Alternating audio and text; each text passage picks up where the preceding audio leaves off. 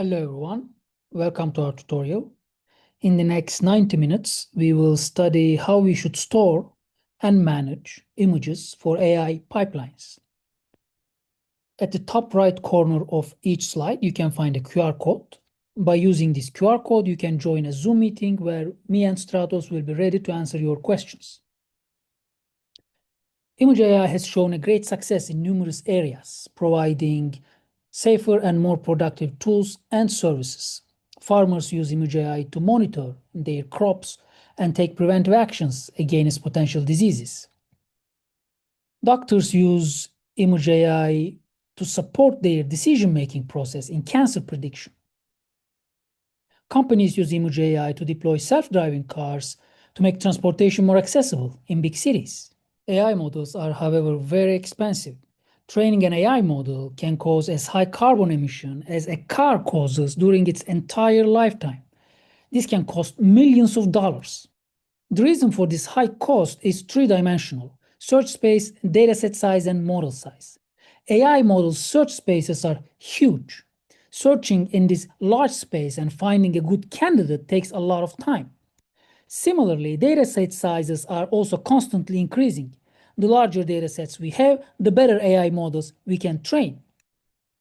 Model sizes are also constantly increasing for the same reason. As we use larger and larger models, we can get better and better model qualities. An AI model has two main stages in its lifetime, in its life cycle: training and inference.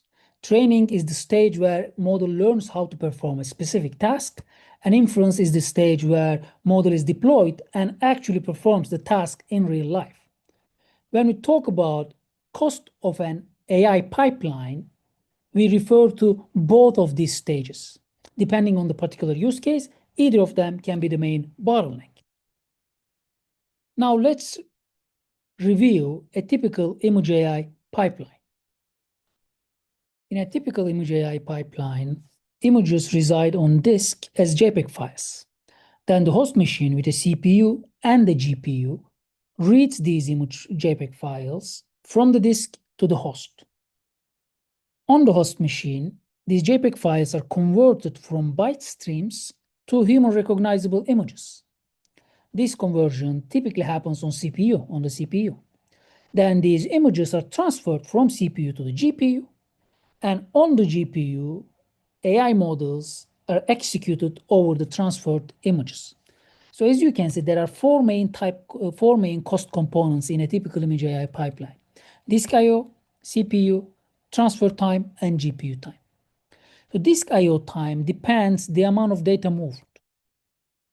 CPU time depends the amount of data that is converted and the size of the image that this byte stream is converted to. Transfer time depends, again, the size of the image. Large images require large amount of times to transfer between CPU and GPU, and small images like thumbnails take much less time. And finally, GPU time is also a function of the amount of data moved as well as produced and consumed during Image AI. Image AI pipelines actively produce and consume intermediate data objects during Image AI. Those data objects, for example, activation maps or gradients that we will define later in the tutorial, can consume large amount of GPU memory, can easily be a bottleneck in terms of end-to-end GPU time and or memory consumption. Therefore, the amount of time and in general resource consumption on the GPU also is a function of data. Therefore, all the time components depend on one single main factor: data. Consequently, in this tutorial, we define Image AI pipelines as data management pipelines. We build a data-centric view of Image AI pipelines where we analyze every single data object that is produced and consumed during Image AI. We study what kind of problems those data objects create and what kind of solutions we can come up with to solve these problems. We identify four main data object types for an image AI pipeline. This is images, activations, gradients, and model parameters. Before getting into details of these four data object types, we need to cover a background on the training algorithm that most modern AI systems use to train their AI models.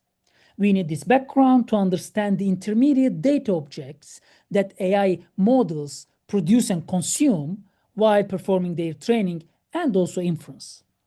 The name of this algorithm is called gradient descent. Gradient descent is an optimization algorithm for convex functions. By a convex function, we mean a function whose shape is something like on the slide. As you can see, it's convex shaped. The interesting thing about these shaped functions is that we know that the minimum value of these functions are somewhere the function is flat. If the function is not flat but changing steeply, this is not the point where the function has its own optimum value. What is an optimum value? Optimum value is a place where the cost is minimal. For example, in this case, it's 100 and 124. Gradient descent is an algorithm that can iteratively find the optimal weight value, which is on the x-axis, that minimizes the value of this function, which is on the y-axis, cost value. It starts with a random weight value. In this case, it's the black dot around the middle of the slide. And then it makes the following observation. If the rate of change at that point in the cost function is high, it means the function is steeply increasing or decreasing. Because we know that this is a convex function, this point cannot be the optimum value. The optimum value, optimum weight value, should be somewhere in the function where the cost is remains stable, more a flat region. Therefore, it computes the rate of change, which is simply the derivative of the function at that point. In this case, if you zoom in that point in the curve, it's basically a curve where derivative is the tangent of the alpha degree at that point. This is the basic definition of derivative. It's basically y over x in the small triangle. So it defines the rate of change. For a minimum change of an x, how much y value changes. So it defines rate of change. So it takes the derivative of the function at that point, and it simply subtracts this derivative, which is rate of change, from the current weight value. If derivative is high, we should change the value by a large margin because we are not around the near flat region. If derivative is small, then we shouldn't change the weight value a lot because we are at a flat region. So by iteratively updating the weight value, by just following this simple algorithm, continuously subtracting derivative of the value, derivative of the cost function at these incremental weight values, it simply reaches the optimal weight value. So this simple algorithm is used to train AI models. Instead of this two-dimensional function, you have a high-dimensional function, but the algorithm remains the same. The key thing about this parameter is that it's scalable in the number of parameters. So it's efficient to compute gradients because it's an iterative algorithm. You don't need to take the global joint derivative across 1 million parameters of a high dimensional function. You can do one step at a time and compute small changes which iteratively reaches the optimal value. But how do we use gradient descent in modern AI training algorithms? First, we need to define an objective function, a cost function. What is the function that we are optimizing? So for that, AI models use so-called loss function. Loss function defines the difference between the output of the AI model, which is the probabilities on the figure, the difference between these computed probabilities by the AI model and the real life truth value that we know from the dataset. So these probabilities could be a probability distribution across number of classes. It can be a probability of being a dog, being a cat, being a bird for a given image. And the truth will be basically one hot encoding of that particular object. If it is a bird, it would have one value at the index of bird, and all the other values would be 0. So probability of 1, it is a bird, which would be the truth value. So the loss function defines the difference between these two vectors, probabilities and the truth.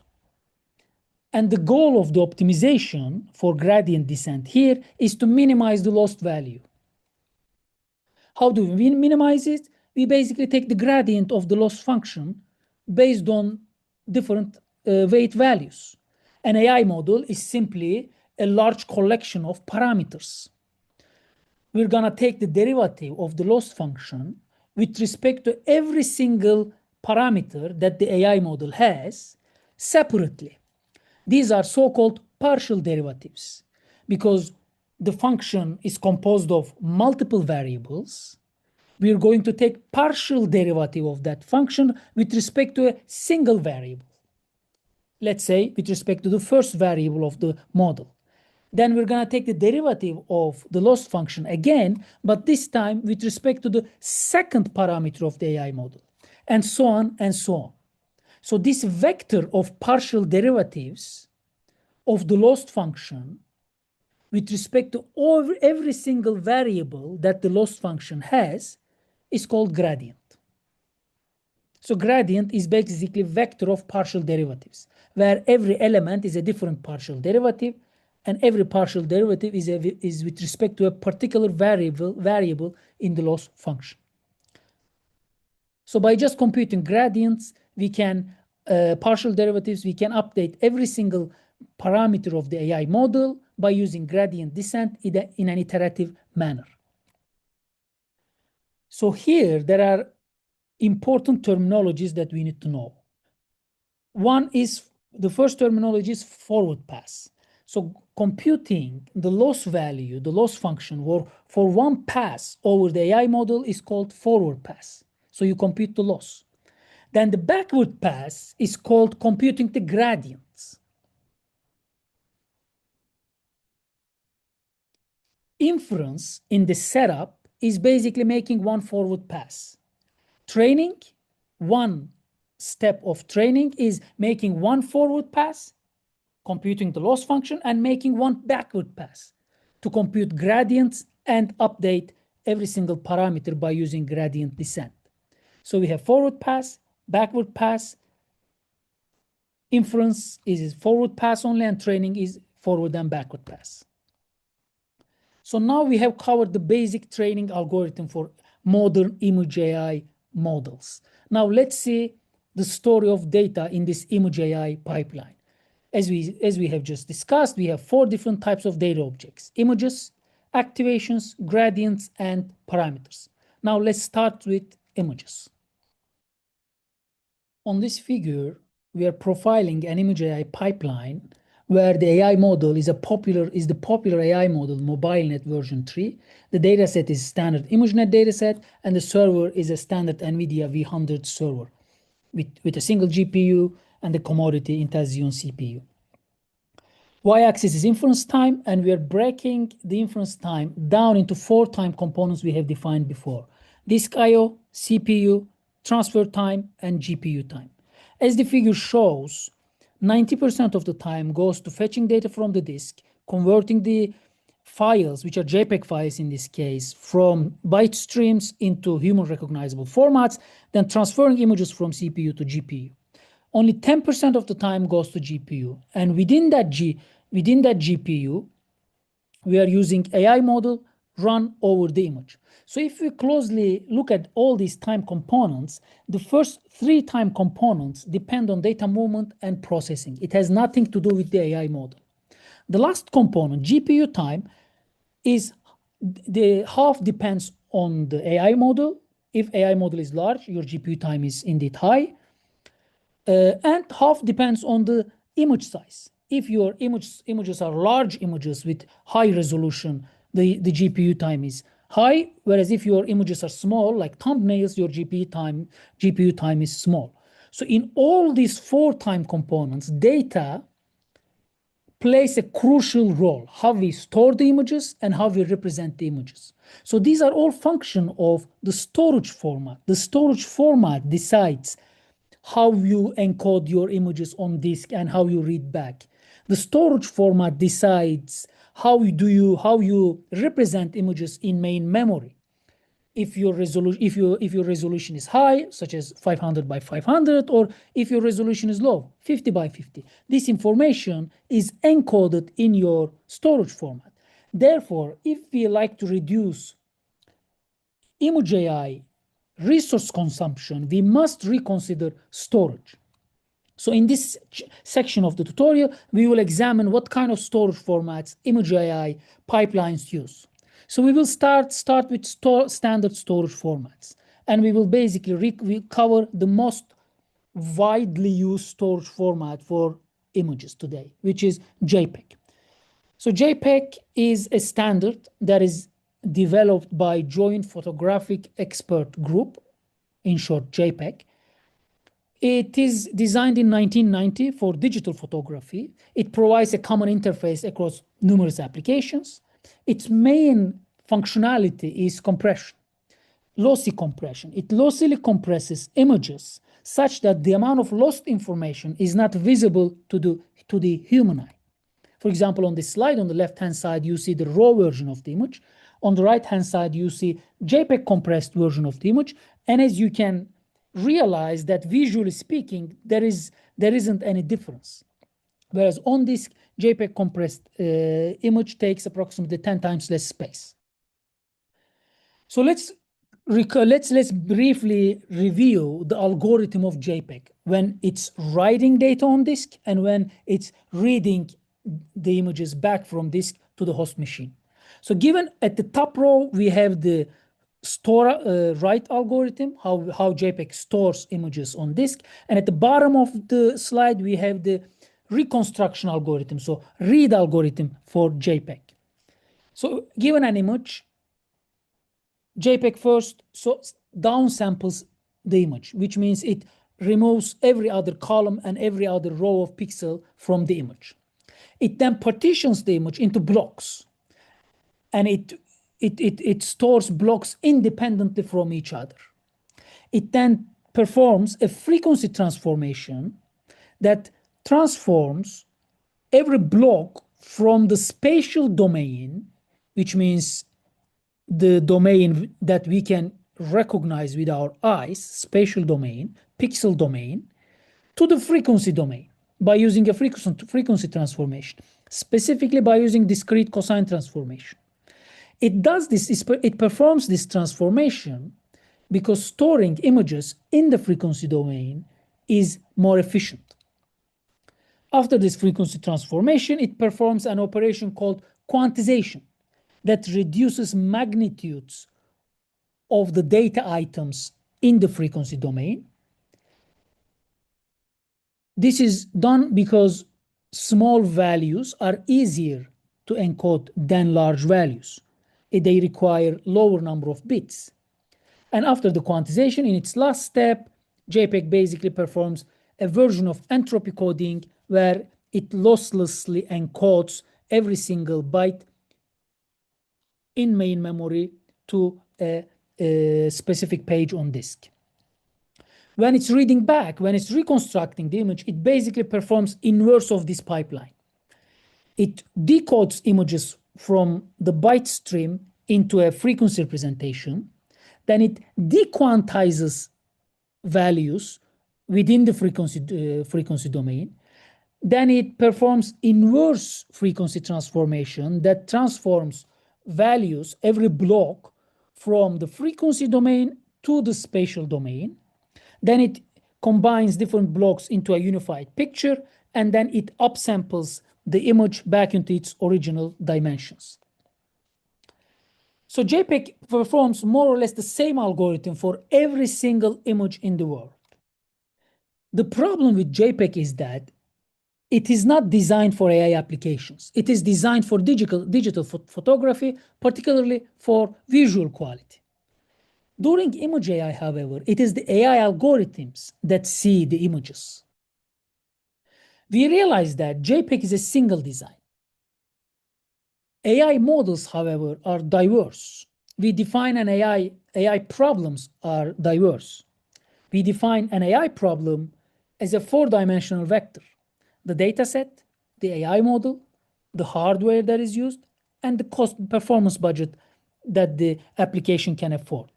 Any change in any of these dimensions defines a completely new AI problem and requires a new design. Using the same storage format, JPEG, for all AI problems is inefficient and results in inefficient image AI pipelines. So the need to mitigate this problem, this one size does not fit all problem for storage formats on images, researchers have proposed self-designing storage formats.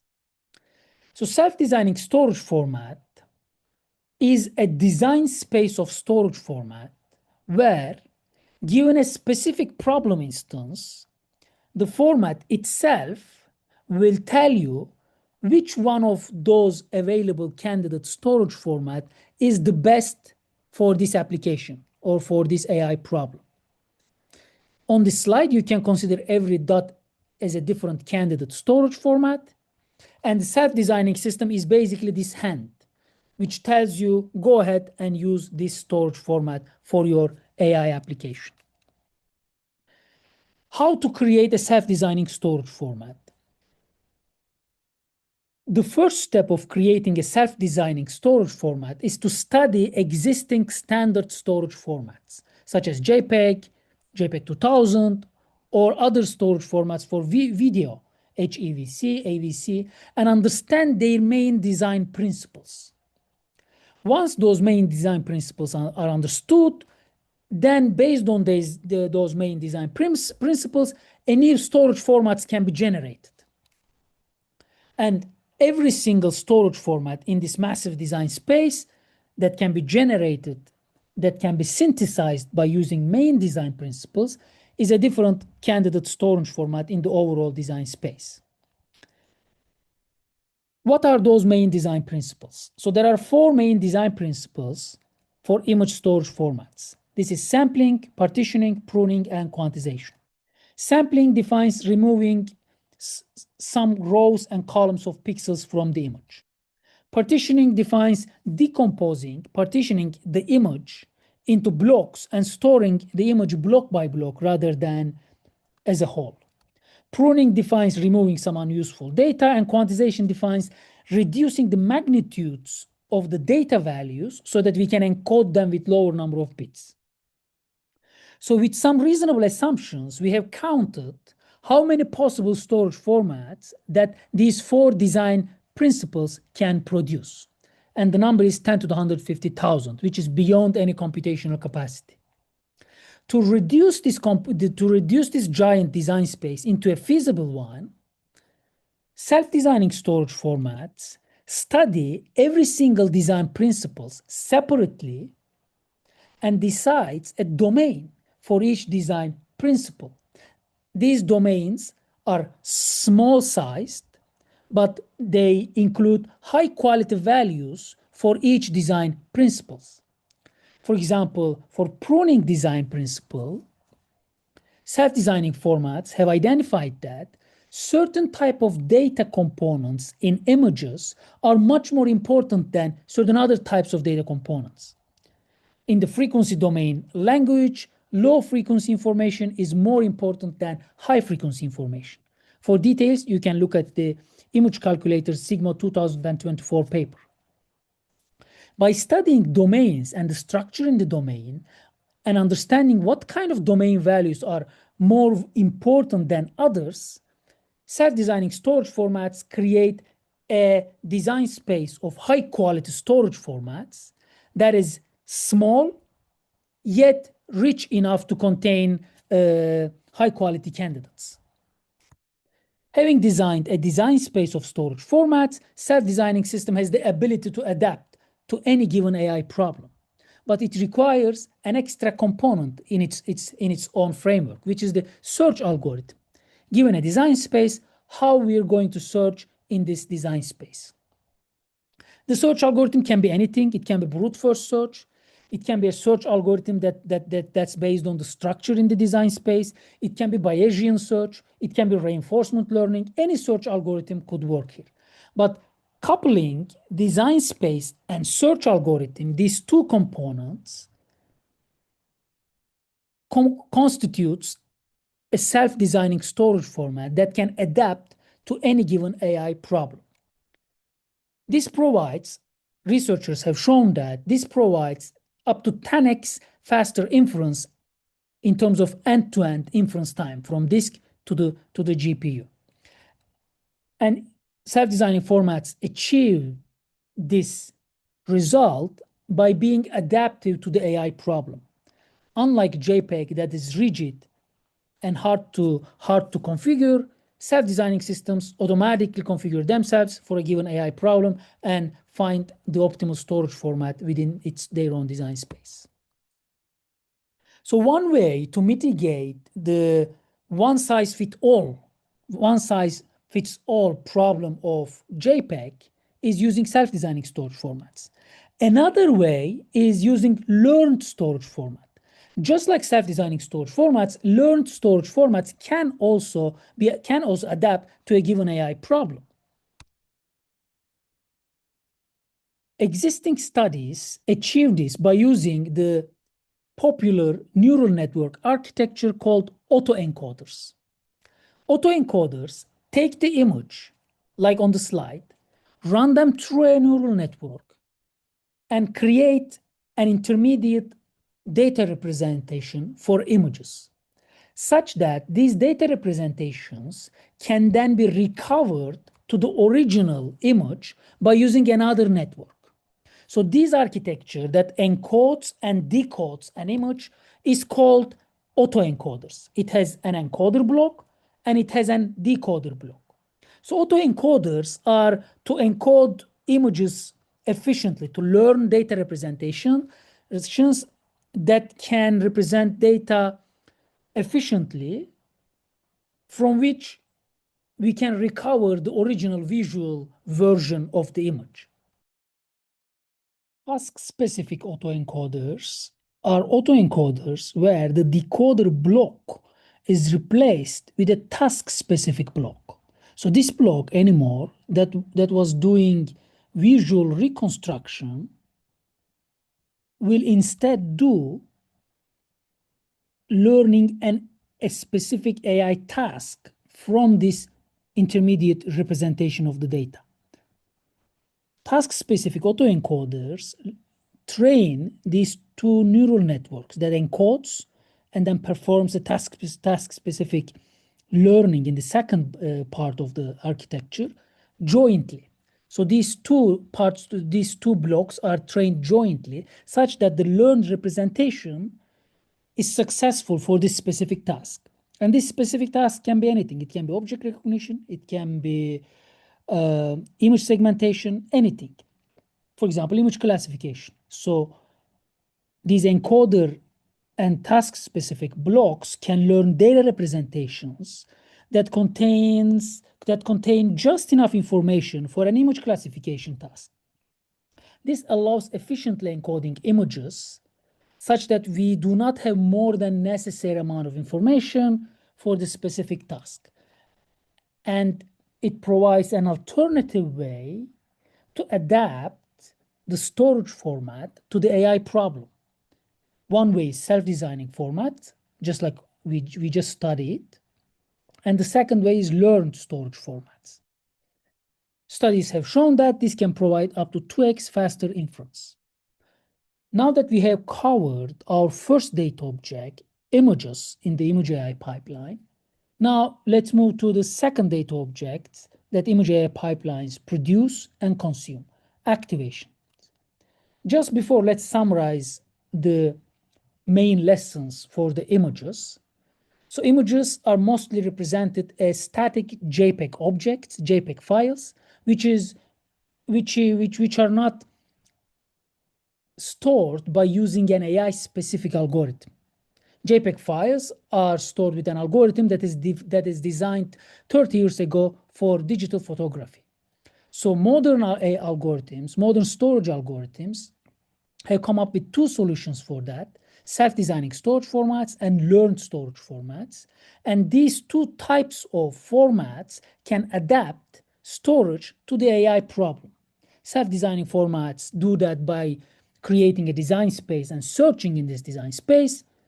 Learned storage formats achieve this by learning a specific data representation for a specific task. Now let's move to the second data object, activations.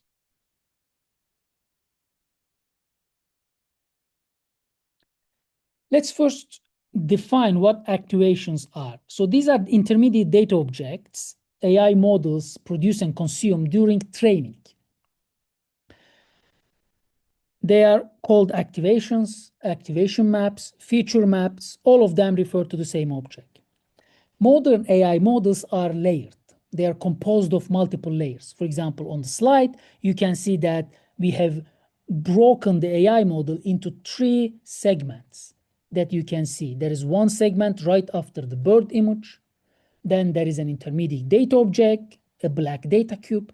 There's another segment just after the first data cube. This is the second layer of the AI model.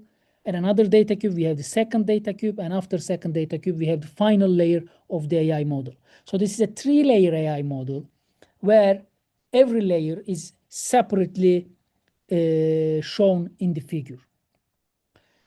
So this layered structure of the AI models operate as follows. Given an image, the first layer consumes the image and produces an intermediate data object called an activation map or an activation.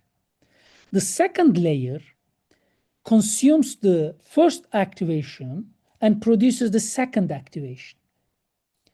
Third layer produces the second activation, consumes the second activation, and produces, in this case, the final probabilities. If the network would be a deeper layered network, every single intermediate layer would produce one activation map and would consume one activation map and produce another one. So these activation maps are intermediate data objects that AI models produce and consume during training. What is the problem with activations? The problem is that they consume more than 95% of the GPU memory during model training. As you can see at the bottom right part of the slide, for 2 AI models, ResNet 50 and Visual Transformers, more than 95% of the GPU memory, which is on the y-axis, goes to keeping activations in GPU memory. So they constitute a memory bottleneck, which can prevent training large models. Because if we are creating large amount of GPU memories, a large amount of the intermediate data objects, we cannot train deep neural networks, because every new layer will produce a new activation map, and therefore will require more and more GPU memory. So this memory bottleneck introduced by the activation limits the size of the AI model that we can train on a single GPU. Since size of the AI model is so important in terms of how much precision we can achieve by this AI model, this very GPU bottleneck limits AI model quality. So we cannot make high quality predictions as we could do had we not have activations as problems.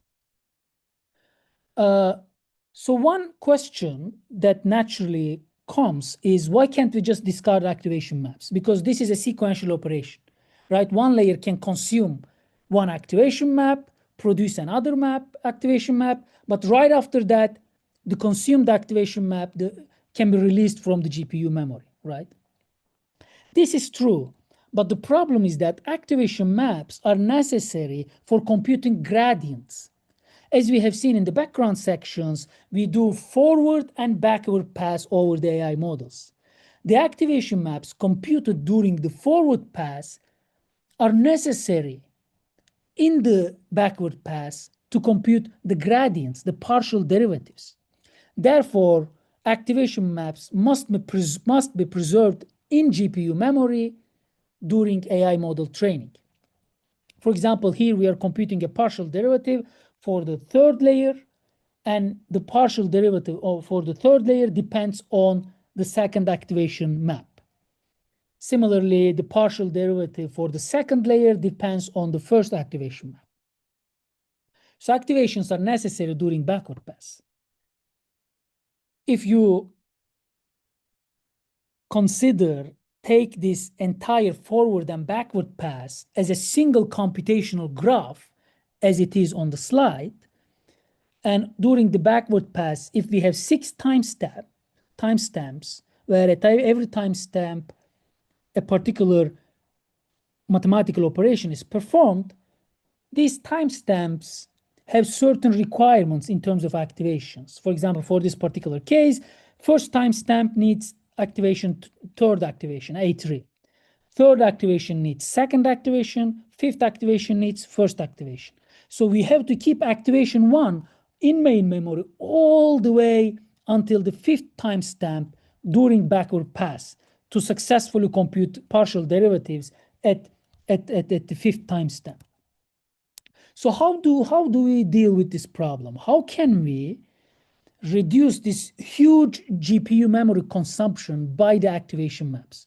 So there are two main approaches to solve this problem. First one is materialization and reuse. Second one is discard and recompute. Let's start with the first one.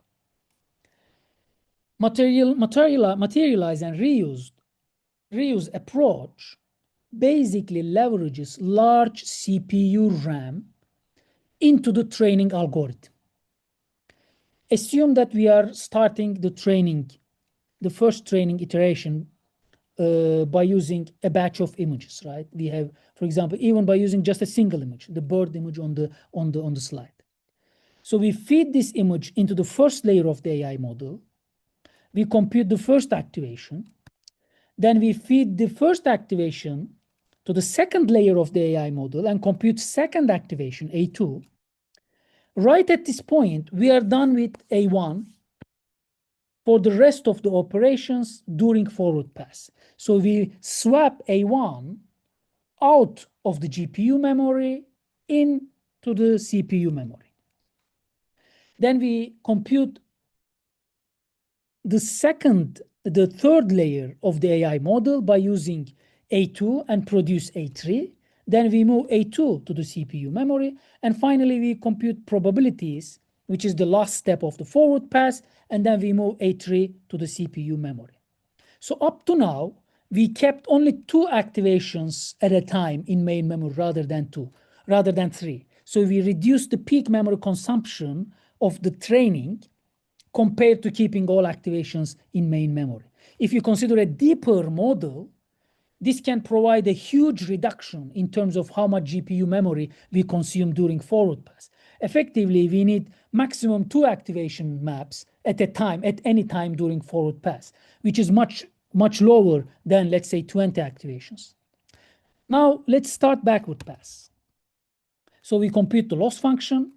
Now we're going to compute partial derivatives of the loss function. At the first timestamp, the backward pass requires A3. Then it simply goes back to the CPU memory, brings back A3 to the GPU memory, performs the gradient computation at timestamp 1, and just releases the GPU memory that was occupied by A3. Then second timestamp passes, third timestamp comes, and the algorithm says that I need A2. Then the same process repeats. The algorithm goes back to CPU memory, fetches the A2 to the GPU memory, performs the gradient computation, partial derivative computation at timestamp 3, and just releases the GPU memory consumed by the second activation map. And the algorithm continues. At the fourth timestamp, there is no activation map. There's no activation map needed. Fifth timestamp needs A1. The algorithm goes back to the CPU memory, fetches the first activation map, performs the mathematical operation to compute the partial derivative, and basically releases the GPU memory that was occupied by A1. So this way, and then finally it performs the six timestamps mathematical operation and finishes backward pass. So in this algorithm, as you can see, we have substantially reduced the amount of memory consumed by the training algorithm. This is how we materialize activation map back to the CPU memory and just bring them back whenever is necessary. So this approach is called materialize and reuse in general. The second method does not take CPU memory into account at all. It's called discard and recompute. Basically, let's go over this algorithm again by using the same diagram. Let's say we are performing a forward pass. We have the image. We compute the first layer of the AI model and produce the first activation map during forward pass. Then we compute the second layer of the AI model by using the first activation map and produce the second activation map, A2. Right at that moment, we are done with A1. And instead of swapping A1 back to the CPU memory, which is time consuming, and which also requires a CPU RAM available, which is not always the case, it discards A1 altogether from the GPU memory. So A1 does not exist anymore. Then it computes the third layer of the AI model by using A2, and it produces A3, and then it discards A2. Then it uses A3 to compute the probabilities, final stage of the forward pass, and it just releases the GPU memory that was used by A3. This way, it reduced peak memory consumption, again, similarly, by keeping maximum 2 activation maps at a time.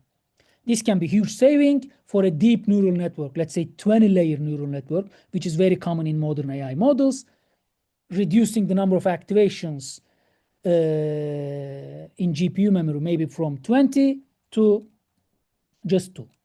Now, during backward pass, loss is computed, backward pass starts, we will compute partial derivatives. At the first timestamp, we need A3. So now we need A3, but we do not have A3. So what to do now, right? Well, the algorithm basically performs recomputation.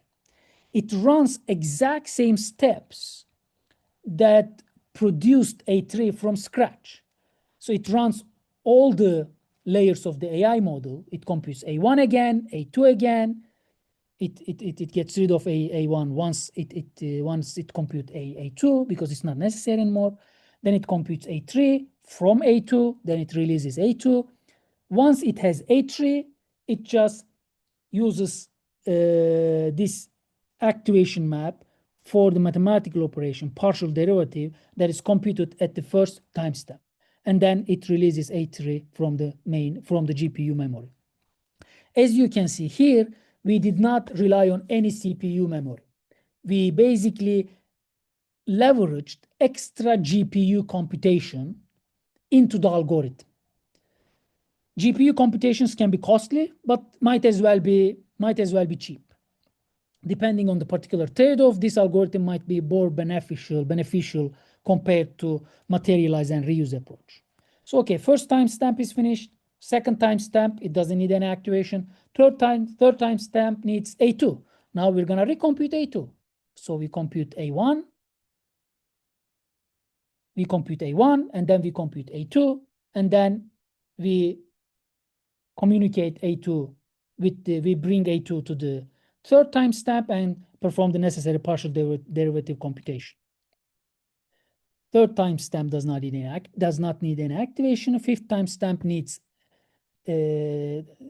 does not need any activation in this scenario, and backward pass basically concludes. So in the second scenario, we reduced peak memory consumption at a similar level. So discard and recompute has a similar peak memory consumption to the materialize and reuse approach. The difference is one is leveraging CPU memory and swaps back and forth between CPU and GPU memory. The other is uses the extra GPU computation, extra GPU resources for recomputation. The exact situation depends on the particular use case and available hardware resources. But peak memory consumption reduction is the key achievement here, because for deep neural networks, large AI models, peak memory defines the maximum size of the AI model. By using these algorithms, we are able to reduce peak memory consumption, hence allow training large, deep neural networks by using just a single GPU, which is a significant achievement. So what are the challenges here? So basically the challenge here is to solve the optimization problem that decides which activations to remove, how to remove them. Should we swap back to CPU? Should we recompute? Should we do some combination of the two? Sometimes swap back and forth and sometimes recompute, depending on the particular use case. And also when. Should we do it? Should we prefetch activation maps, for example? Should we proactively recompute activation maps before they are needed for backward pass, etc.?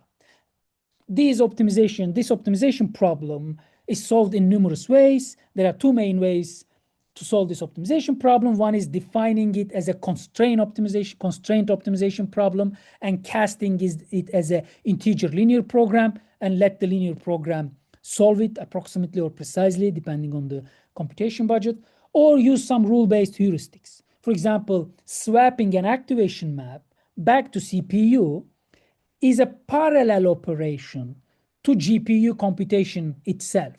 So you can swap back and forth an activation map while GPU is computing something else. So these operations can overlap with each other.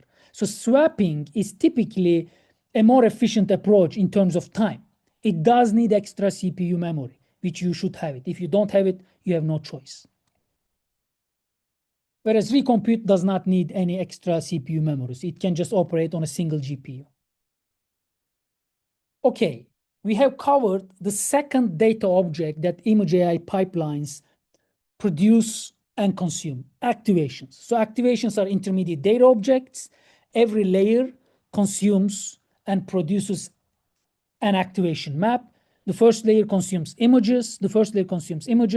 And then produces the first activation map. Second layer consumes the first activation map, produces the second activation map. Third layer consumes the second activation map and produces the third activation map, and so on and so on. They constitute a major GPU memory bottleneck, and we can solve this by materializing them back to CPU and reusing them when it's necessary, or we can solve them by discarding and recomputing them when it's necessary. Now that we are done with the second data object, now let's move to the third data object that image AI pipelines produce and consume, gradients. Let's now remember what gradients were. A gradient is a vector of partial derivatives. As you will recall from the background section, we compute a loss function that defines the difference between the predicted values, probabilities, and the truth. And our goal is to minimize the value of the loss function so that the AI model can predict outcomes that are as close as possible to the truth values. Gradients define partial derivatives with respect to every single parameter of the AI model. So why are gradients a problem? Gradients do not pose a significant challenge in terms of their memory consumption. As we have covered in the previous section, majority of the GPU memory is consumed by activations. They do, however, cause a significant problem in terms of communication across different GPUs. To understand this, excuse me, we have to understand data parallel execution. Most AI models today are trained by using data parallel execution scheme. Data parallel execution scheme samples a different batch of images at every iteration for every single GPU in the cluster. Each GPU has its own batch of images, as shown on the slide. Every GPU keeps a separate copy of the AI model that's being trained. This is the same exact AI model replicated on different GPUs. Then these different image batches are fed into different GPUs. Forward and backward passes are performed separately, independently on different GPUs in parallel. And now, just before applying gradients to the AI models, these gradients are communicated across different GPUs so that the average gradient is obtained and broadcast to all the GPUs, which is necessary because we would like to update the AI model copies, different AI model copies on different GPUs by using the exact same gradient so that they do not diverge to different learning paths. And this requires communicating gradients across GPUs and can become the major bottleneck in the end-to-end training pipeline. So data parallel execution accelerates training ideally in proportion to the number of GPUs. So instead of doing one batch of images in one GPUs, we are doing 4 batches of images on 4 GPUs in parallel. So it basically means 4 times faster training. But the communication across GPUs has to be as fast as possible to achieve this almost linear scalability. So to achieve linear scalability and reduce the communication bottleneck, mitigate the communication bottleneck, AI systems use gradient compression. Compressed gradients require much less amount of data to communicate across GPUs and hence mitigates this major communication bottleneck across multi-GPUs. For that, there are basically 3 main compression techniques: quantization, sparsification, and low-rank approximation.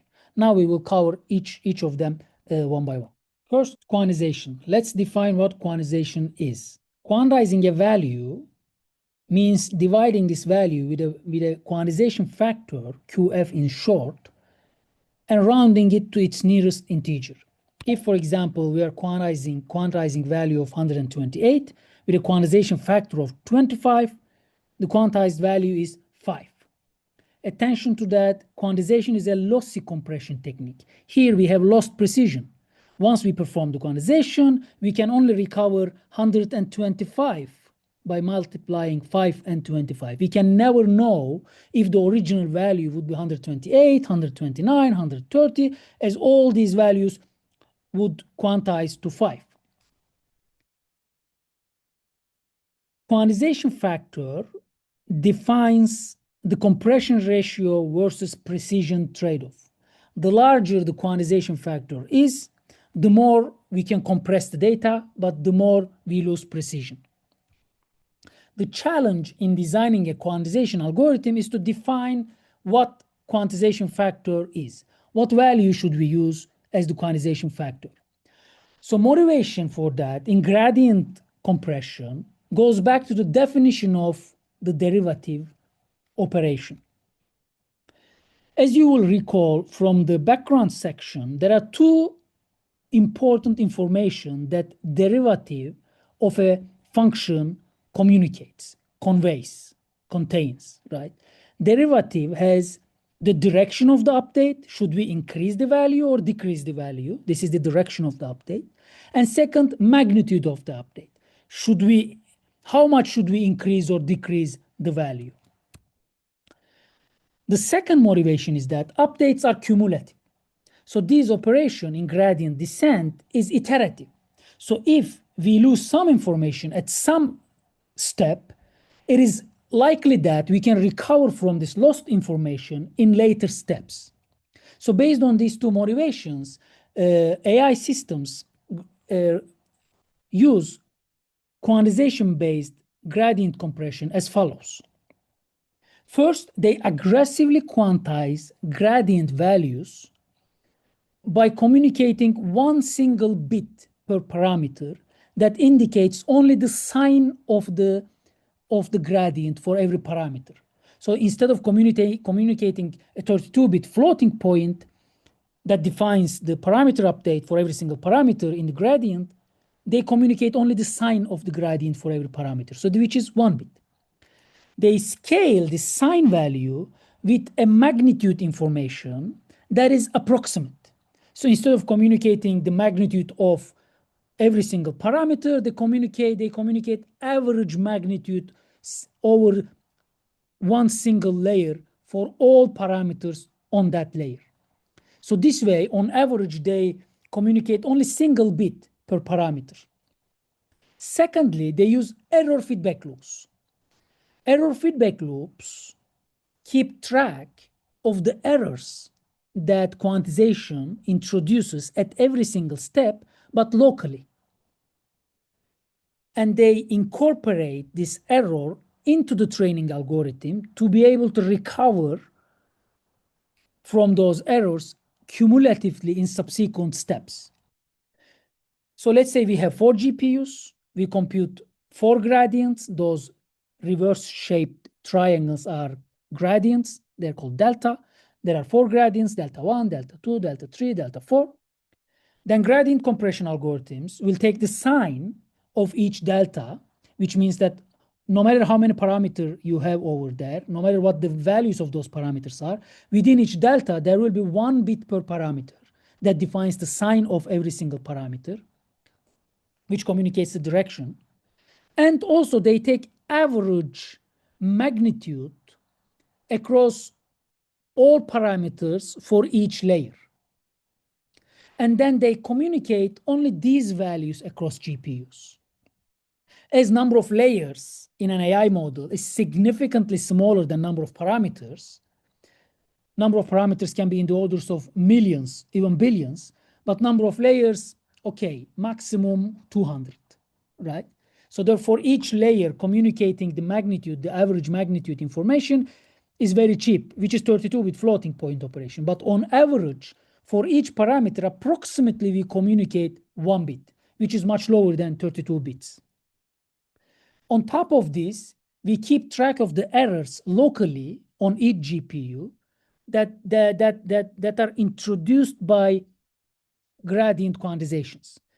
E1 on the slide, for example, takes the difference between the original gradient, which is delta 1, and the compressed gradient, which is sine of delta 1 multiplied with the average magnitude of delta 1. And this E1 is later incorporated into the gradient computation on the next step of the gradient descent. This way, it has been theoretically shown that the algorithm will successfully converge to a meaningful solution. So by doing so, studies have shown that training time can be improved by up to 10x, thanks to reducing this communication bottleneck substantially, basically by just communicating one single bit per parameter. This is an even bigger problem for large number of GPUs, because as number of GPUs is increased, communication cost goes quadratically, which becomes really a big problem at scale. Quantization is covered. So now let's move to the next gradient compression method called sparsification. So motivation for this method is that gradients are sparse vectors, which means that they have a lot of very low values, a lot of zeros in them. And therefore, the studies have proposed to communicate only values that are of certain magnitude. They use mechanisms such as thresholding, and they just zero out all the values that are below, as a magnitude, below certain threshold. For example, if your delta 1 gradients, let's show them as a matrix here, is as shown on the slides, you can do thresholding by keeping values that are only bigger than 5 as a magnitude and zeroing out everything else. And on top, you can quantize those values by keeping only the sign bit for each value and communicate this gradient in a sparse representation where you communicate only the value of the bits and the indices of these gradient values to know which parameters they belong to. And it has been shown that using sparsification further improves compression ratio for gradients, and it can actually achieve, combined with quantization, up to 1000x compression ratio. Lastly, let's see what low rank approximation is for gradient compression and how we can use it to further reduce the amount of communicated data by means of gradients. So gradients are vectors, but we can represent them as matrices, where every column is a meaningful unit of parameters. You can consider every column as a separate layer, for example. Or in convolutional neural networks, there are something called filters, which are small kernels, small matrices, and you can flatten them and you can use them one column. Either way is fine. It depends on the particular application and AI model. But every column is a meaningful unit of information. Okay, by organizing gradients like that, we can obtain a matrix representation of gradients. Let's say we have 5 vectors here. Now let's define what rank means for a matrix. Okay, we have gradients. They are represented as matrices. Rank of a matrix, any matrix, defines minimum number of linearly independent vectors that this matrix includes. Vectors are columns, and rank of this matrix is the number of linearly independent columns among all these columns. So maximum rank can be here 5. So the total number of columns in a matrix is your maximum rank. But if among those vectors, some of them are linearly dependent, the rank of this matrix is going to be lower than maximum rank. So why is this so? What does it mean to be linearly dependent, independent? Here it is. So if 2 vectors are linearly dependent on each other, it means you can express one of those vectors as a linear combination of the other. For example, if you have a vector, let's say 3-dimensional 1, 1, 1, if you have another 3-dimensional vector 2, 2, 2, these 2 vectors, 1, 1, 1 and 2, 2, 2, are linearly dependent because one is just twice as the other one. So in terms of information content, it means something important. If 2 vectors are linearly independent, it means they carry different types of information. They don't carry similar type of information because they do not point towards the same direction in the entire hyperspace. They are pointing towards different directions. So rank of a matrix defines how rich this matrix in terms of its information content. A low rank matrix is a matrix where the rank is significantly lower than total number of columns. For example, if you have 100 columns, but the number of total number of linearly independent columns out of this 100 is just 20, this is a low rank matrix. And how do you decide whether a matrix is low rank or full rank? There are linear algebraic processes. These are basic engineering undergraduate linear algebra class material. There is, for example, a process called Gaussian elimination. There is another process called Gram-Schmidt process. All these processes can be used to decide the rank of a matrix, and in fact, to find out those linearly independent vectors that defines the entire space that the matrix is covering. But we can use these processes to compute the rank and decide whether this is a low rank matrix or full rank matrix. So what does this mean for gradient compression, right? Here is what it means. So studies have observed that most gradient matrices are interestingly low rank. So a lot of the layers, a lot of the parameters are basically repetition of each other. They do not carry new information. They are vectors, column vectors, that point towards same direction in the entire hyperspace. So they don't carry new information. Therefore, the studies propose to obtain the linearly independent vectors, column vectors, out of the gradient matrix and communicate only those information-rich matrices across GPUs rather than the entire gradient.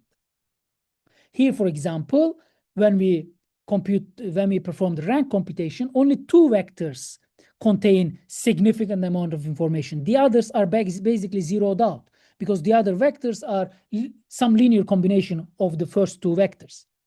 And these two vectors are actually necessary to communicate across GPUs. By doing so, we further reduce the amount of data that's communicated across GPUs and make training even faster. So that studies have shown that there can be a 2x additional speed up on top of regular sparsification, threshold-based sparsification and quantization.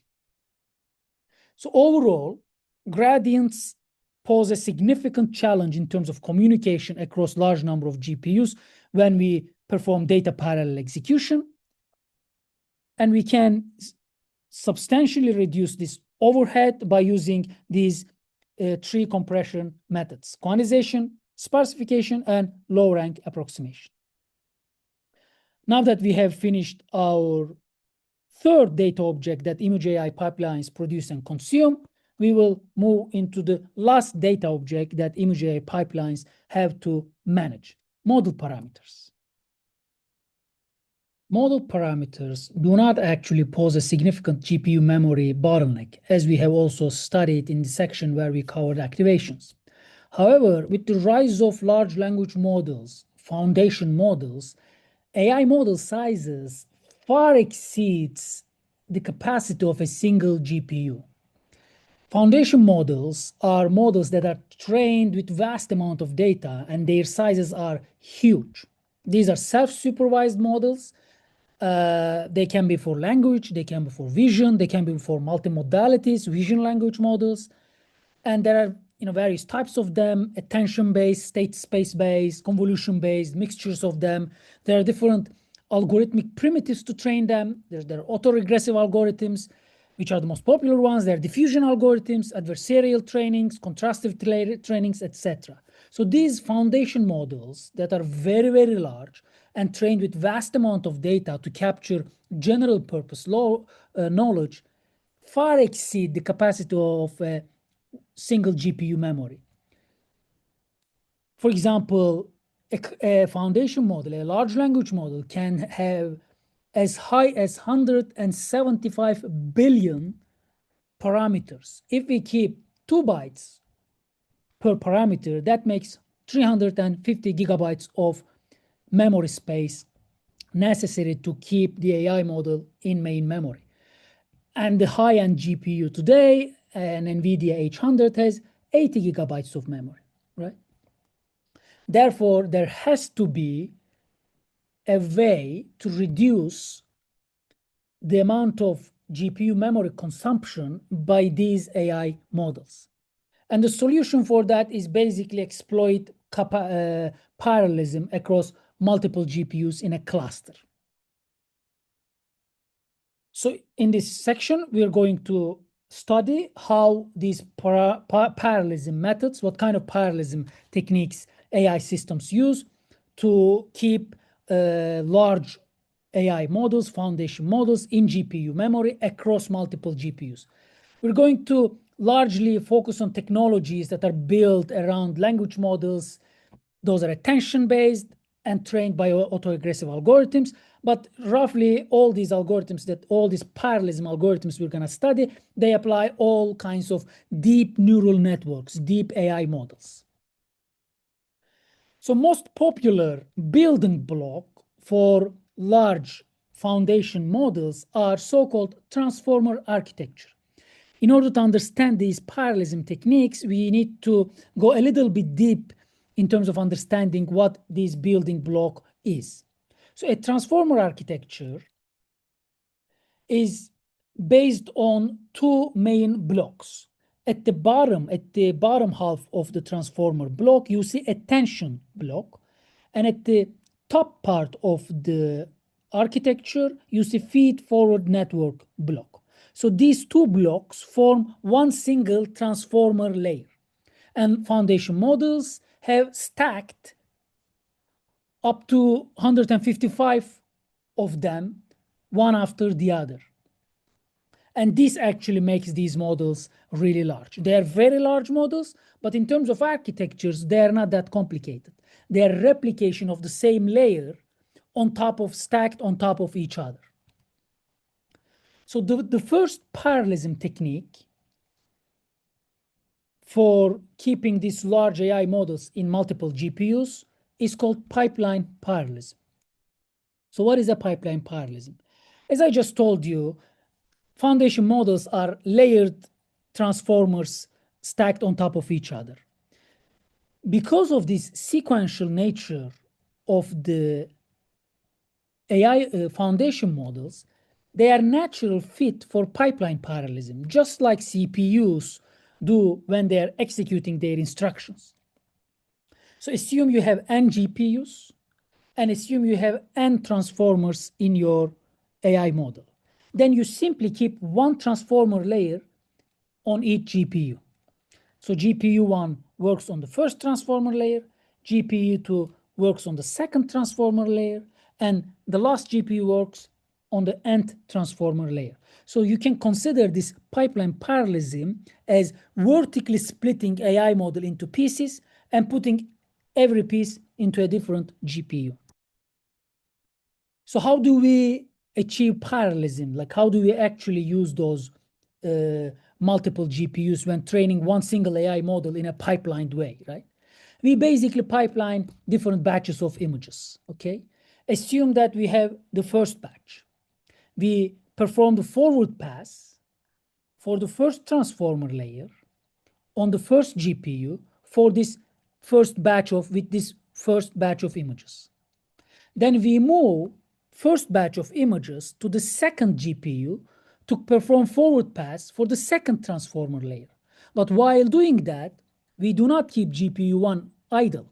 Now we fetch another batch of images, B2, second batch, and perform forward pass by using the first transformer layer based on the second batch of images. Next timestamp, first batch moves to the third layer on the third GPU. Second batch moves to the second GPU to work on the second transformer layer. And now we fetch another batch of images and perform forward pass for this third batch on the first GPU for the first transformer layer. And this continues like that, right? Fourth batch arrives and the first batch reaches the end of its forward pass.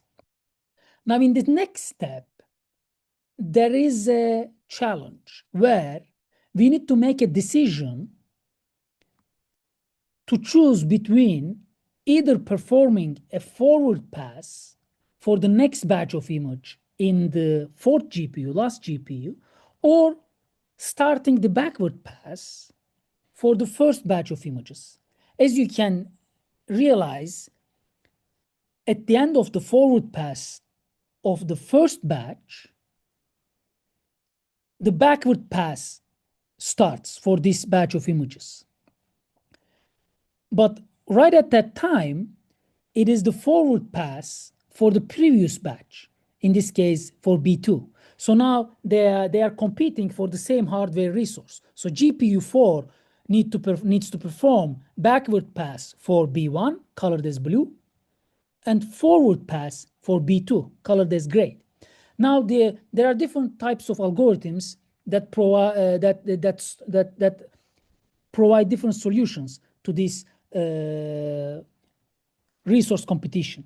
The first algorithm basically says that among these two candidates, always prioritize forward pass, which means that here you're going to keep a waiting list, and every single batch of images that finished its forward pass will be stacked, will be kept on this waiting list. And once all batches of images finish their forward passes, then backward pass basically starts. then the last batch of images starts its backward pass at the GPU 4, then it moves to GPU 3 to continue its backward pass. Remember, backward pass is gradient computation, so they compute gradients for every single parameters of the AI model. And then basically these batches of images are pipelined in the backward pass over the GPUs. And by doing so, at the end of those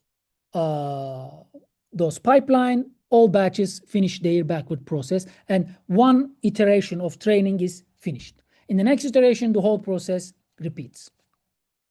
So this algorithm indeed concurrently uses GPUs. There is some concurrency and parallelism here, right? At any time t, there are multiple GPUs active. However, because of this synchronization barrier at the end of the forward pass, where all batches of images wait for all forward passes to finish, there are stalling GPUs, idling GPUs problem. So the level of concurrence is not aggressive. So studies have realized this problem and proposed an alternative. And the alternative basically changes this decision that we made prioritizing forward passes. So instead of saying always take forward pass, another algorithm proposes interleaving one forward pass with one backward pass. In this case, when there is a competition between two batches of images on the same GPU to perform forward or backward pass, just keep track of the history on that GPU, whether it was a forward pass or backward pass in the previous timestamp, and just take the alternative one in the next timestamp. For example, here again, we're going to have a waiting list for GPU 4. Instead of putting B1 into the waiting list, it will put B2 into the waiting list, and it will immediately start backward pass for B1. Because in the previous timestamp, B1 has finished its forward pass on GPU 4. So GPU 4 has already performed one forward pass. In the next timestamp, it will prioritize backward pass. Now B1 and B2 both are competing for GPU 4. B1 has backward pass. And since GPU 4 is prioritizing backward pass, it lets B1 execute on its own computational resources. In the next timestamp, B2 will be moved to GPU 4. Its backward pass will be performed, and B3 will be put on waiting list. And so on and so forth. While these batches of images are propagated across forward and backward passes, they are basically interleaved by following this simple rule. At any time there is a conflict, there is a competition between different batches of images on the same GPU, just interleave one forward with one backward pass.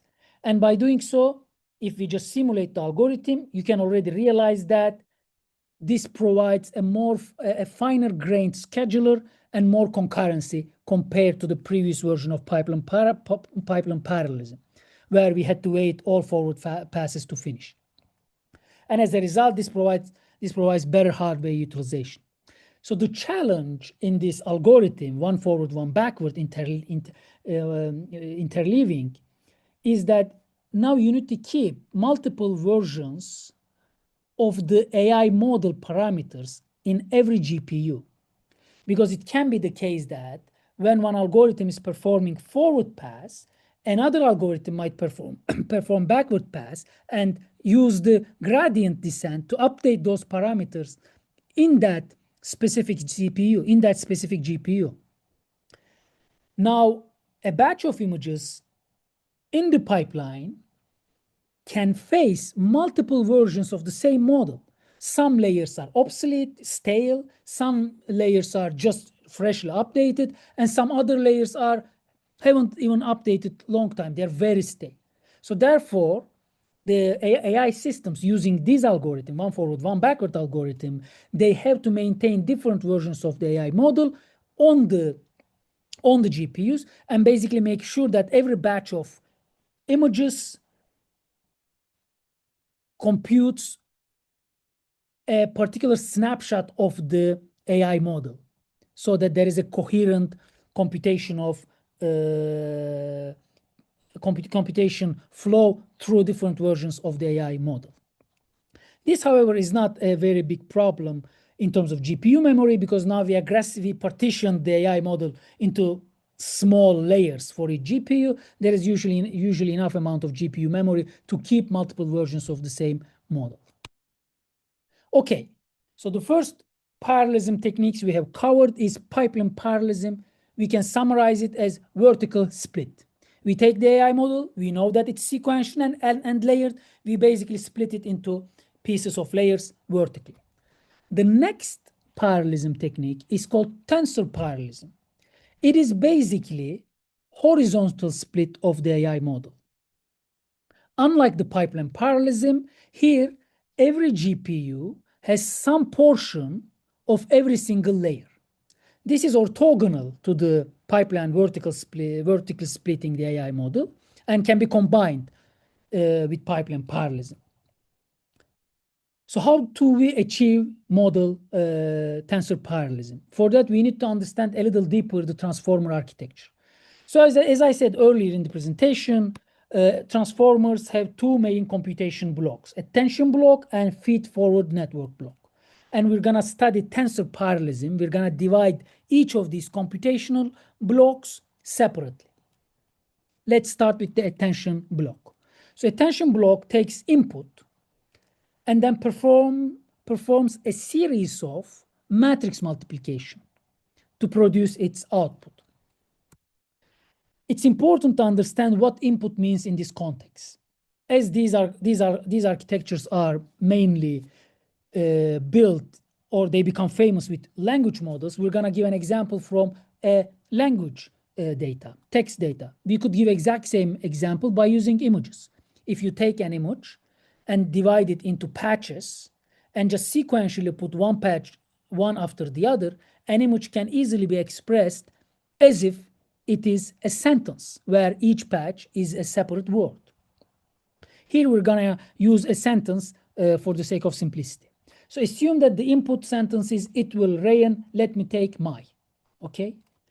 So attention layers take this input and first tokenizes it. Tokenization means splitting this sentence into specific strings, specific sets of characters. This step is deterministic. It is based on some sort of a vocabulary built by the model during training when training with vast amount of data. For example, here it will be every word will be a separate token, the dot will be a separate token, and so on. Once tokenization is finished, then every token will be mapped into a vector of floating points. These vectors are called embeddings because we embed the meaning of each word, each token, into a bunch of numbers, into a vector of numbers. For example, on the slide, you can see that it corresponds to a vector of floating points, will, which is the second token, corresponds to another vector of floating points, and so on. So these vectors stacked on top of each other constitutes the input matrix, X. And this is the input to the attention layer. So the attention layer basically receives a two-dimensional matrix as its input. Having received it, it basically performs a bunch of matrix multiplication by using certain rules and semantics, but syntactically speaking, it is just matrix multiplication. Furthermore, it performs independent set of matrix multiplications, so-called attention heads. Every attention block has multiple independent set of matrix multiplication where one single set is called an attention head. So these are multi-head attentions. This is a perfect match for horizontally splitting an AI model because we can horizontally split the attention block by basically assigning every single independent matrix multiplication to a different GPU. And this way we can actually achieve horizontal splitting of the AI model onto different GPUs. Here, for example, first set of matrix multiplications go to the first GPU, second set of matrix multiplications go to the second GPU, and so on and so on. And at the end of these multiplications, we have the outputs y1, y2, y3, and y4. And these are basically communicated at the end of the attention block and concatenated together into one single matrix. This one single matrix will be fed as input to the next computational block, feed-forward network, FFN. So now let's study what FFN block does. FFN block basically performs one single matrix multiplication. This is it at the core. So anything that can be used to parallelize matrix multiplication can be used to parallelize feed-forward network. One way to do is, for example, use blockwise partitioning of matrices and blockwise parallelization. The matrix Y, which is the output of the attention block, input to the feed-forward network, can be partitioned column-wise, as shown on the slide, Y1 and Y2. Then the W matrix, which is the parameters of the feed-forward network, can be partitioned horizontally, V1 as W1 and W2 as shown on the slide.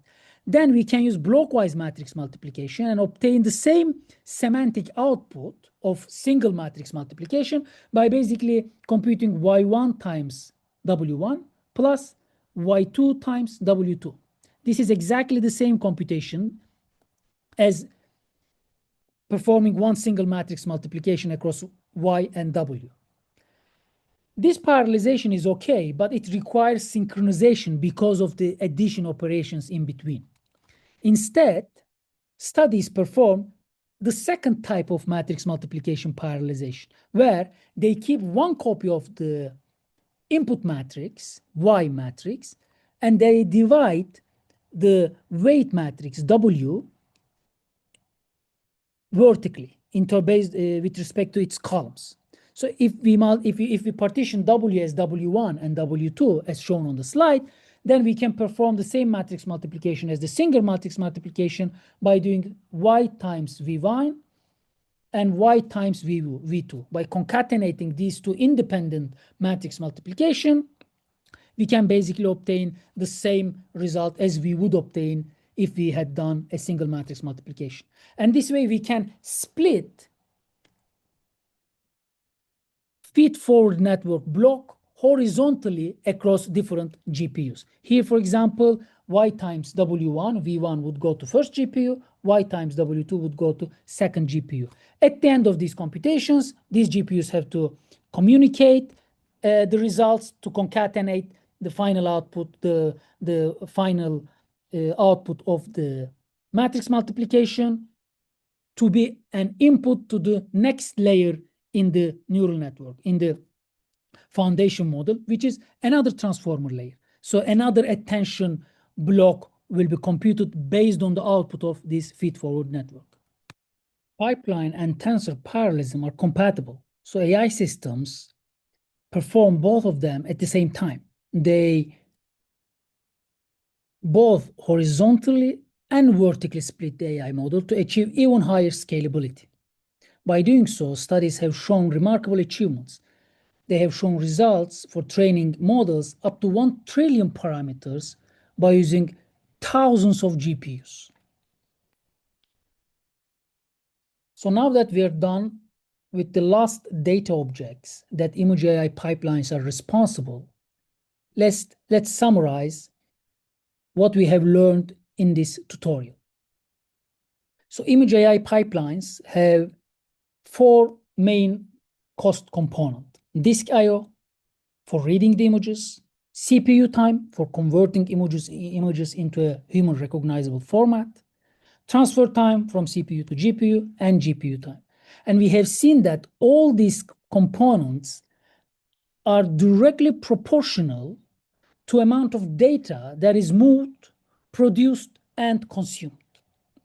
Therefore, we view image AI pipelines as data management pipelines, be it image storage algorithms, be it intermediate data management algorithms such as activation management algorithms, gradient compression algorithms, or be it model parallelization algorithms. The first data object, images, are basically a storage problem, and algorithm studies have proposed adaptive storage formats to adapt the storage to the AI problem. This can be achieved by building a design space and searching within this design space, which is done by self-designing storage formats, or this can be done by learning a new data representation for every single AI problem again and again. Activations are GPU memory problems. They are the largest objects that AI models produce and consume during model training. And the solution is either materializing them to the CPU memory or discarding them and recomputing them. Gradients are small objects, but they cause communication bottleneck as they have to be communicated across multiple GPUs for a consistent training. And studies have proposed using gradient compression algorithms that can effectively reduce the amount of data communicated by up to 1000x. Lastly, model parameters far exceed a single GPU memory capacity when it comes to large foundation models. And the main techniques to solve this problem is model parallelism. Model parallelism, where we vertically and or horizontally split the AI model into pieces and place every single piece into a different GPU. What are the open problems? So there are two types of open problems. First type of open problems are those that are within the same research line. For example, within the self-designing storage formats research line, there is an open problem of designing a design space for a particular type of data set, such as histopathology data sets. Histopathology data sets are used for cancer prediction, and they have a distinct features compared to natural images, as you can also see on the slide. So creating a self-designing format for a specific type of application is an open problem.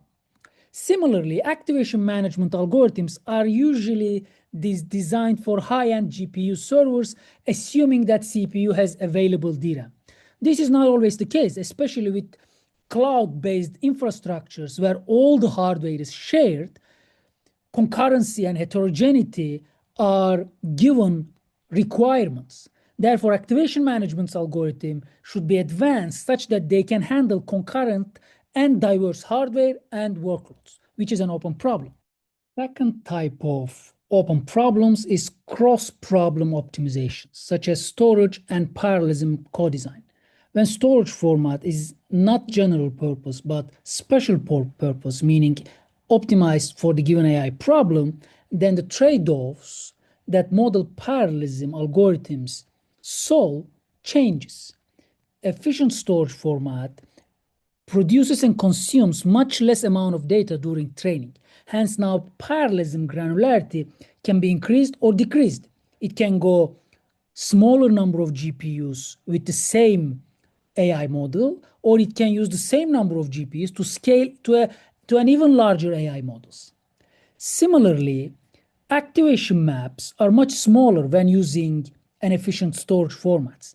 Therefore, the activation management algorithms like materialization and reusing should be rethought in the face of efficient storage formats so that the communication across GPU and CPU or recomputation patterns are efficiently using hardware resources by using techniques such as batching.